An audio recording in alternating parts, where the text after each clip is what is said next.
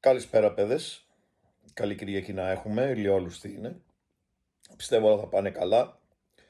Χτες δεν πήγαμε καλά, εξαιτίας της Λίλ που δεν μπόρεσε να βάλει ένα γκολ στα καημένα τα παιδιά της Νις. Χάσαμε ένα πολύ καλό παρολί για ένα γκολ της Λίλ, αλλά ήταν δίκαιο οφείλω να σας πω. Αντιστάθηκε καλά, αμήνθηκε καλά η Νις και πήρε την ισοπαλία στο 0-0. Τέλος πάντων. Ένα παρολί έχω 5 σημεία. Επιλέξτε 3 ή 4, έτσι, μην είστε πλεονέκτες. 5 η ώρα, International Mirasol από τη Βραζιλία, άσος χ under 4,5. 7 η ώρα από την Ιταλία, Πίζα Τζένοα χ2. 8,5 ώρα από την Ιταλία, Έμπολη Εντέλα άσος χ. 11 η ώρα, μεγάλο παιχνίδι μίσου στην Αργεντινή, στον Buenos Aires, River Boca άσος χ. Και στις 2,5 πάλι από την Αργεντινή, Ταζέρες Ριέστρα, Deportivo Ριέστρα άσος χ και under 3,5. 5 μάτς, επαναλαμβάνω, ήρεμα, 3-4 το πολύ, μην είστε πλεονέκτες. Σύστημα 3-4-5 με 3 άσους και 2 ισοπαλίες. 5 η ώρα International Mirasol, άσος από την αγαπημένη μου Βραζιλία.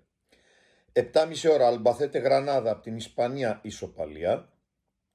10 η ώρα Κοριτίμπα Ατλέτικο Μινέιρο, ισοπαλία. Εδώ ρισκάρουμε λίγο γιατί μιλάμε για δύο αψυχολόγητες ομάδες. Αλλά πιστεύω θα υπερισχύσει το ότι καμία δεν θέλει να χάσει. 11 η ώρα μεγάλο ντέρμπι, River Boca άσος. Πάω με τη River γιατί είναι σε καλύτερη φάση αυτή την εποχή. Παίζει και στην έδρα του στο Monumental. Και 2,5 ώρα Ταζέρες Deportivo Riestra άσος. Σύστημα 3-4-5. Μονό αποδεκτό με πολύ μεγάλες αποδόσεις. 6,5 ώρα το μεγάλο παιχνίδι στην Premier. Manchester City Arsenal χ ημίχρονο άσος τελικό. Κάλυψη στην ισοπαλία. Και τα δύο σημερινά στην δική μας Super League, που την ονομάζουν ορισμένα αντί να τη λένε πρώτη εθνική κατηγορία. ΑΕΚ ΠΑΟΚ ισοπαλία.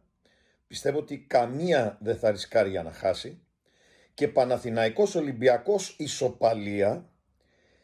Δεν μπορώ να καταλάβω γιατί παίζουν αυτά τα 4,5 στον άσο του Παναθηναϊκού. Πρέπει πάει να πει μετά την ισοπαλία κάλυψη στον άσο για όποιον αντέχει. betshow.com, ανέβασα τη στήλη μου. Metrosport.gr επίσης την ανέβασα. Θα κάνω εκπομπή σήμερα στο Μετρόπολης 95,5 4 με 7. Συντονιστείτε. Αυτά για σήμερα. Καλή επιτυχία να έχουμε αύριο κατά πάσα πιθανότητα ένα βιντεάκι κατά τις 2 το μεσημέρι. Bye.